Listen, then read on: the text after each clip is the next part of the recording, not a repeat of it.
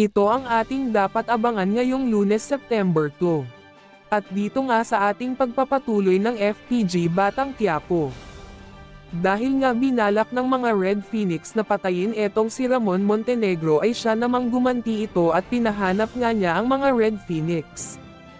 At sa pagkakataong iyon ay nakita nga nila bullet etong sila Edwin na kung saan ay nakatambay ito sa Quiapo.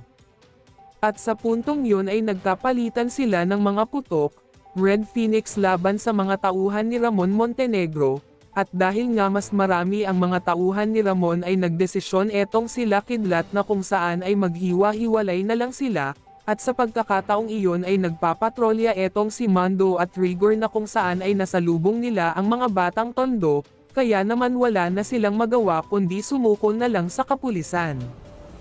Mapunta naman tayo kung saan naikwento ni Olga kay David na hinahanap ni Ramon ang nanay niyang si Marites, at sa pagkakataong iyon ay kinausap na ni David etong si Ramon at sinabi hinahanap mo daw ang nanay ko at ayaw kong mag-cross ang landas niyong dalawa, at sumagot nga itong si Ramon at sinabing bakit ayaw mo.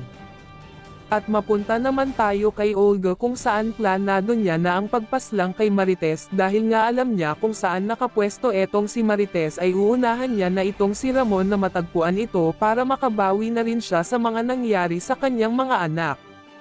At sa puntong iyon ay sinaksak niya nga etong si Marites at nagmamadali nga etong umalis na kung saan ay walang makakakilala sa kanya dahil mayroon itong suot-suot na bonnet sa kanyang mukha.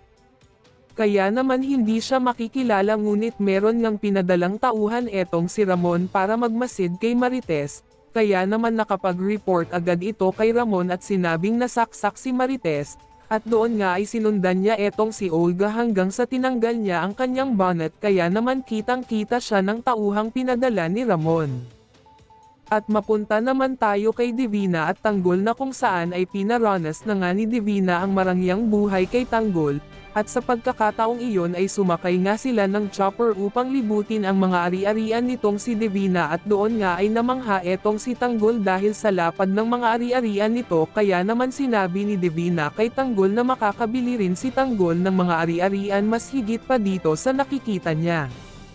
Samantala, habang nagiinuman nga etong sila Tanggol at ang kanyang mga tropa ay sinabi nga niya sa mga kaibigan niya na ang kikitain nila sa kanilang negosyo ay itutulong nila sa mga taga-Quiapo.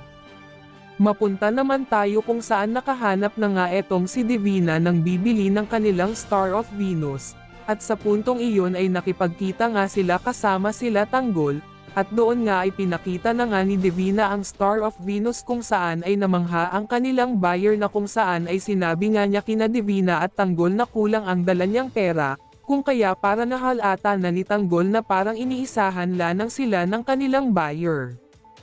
At dito nga ay di na napigilan ni Divina ang kanyang galit dahil nahalata din niya na parang niloloko lang din sila ng kanilang nakitang buyer.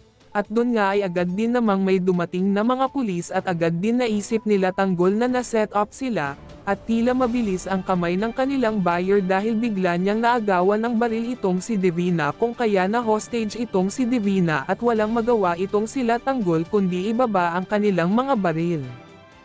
Palpak nga ba ang kanilang unang transaksyon nila Tanggol?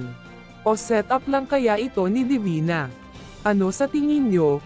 Ito ang dapat nating abangan sa susunod na kabanata ng FPJ Batang Quiapo. Please comment down below and don't forget to like and subscribe our channel. Maraming salamat po.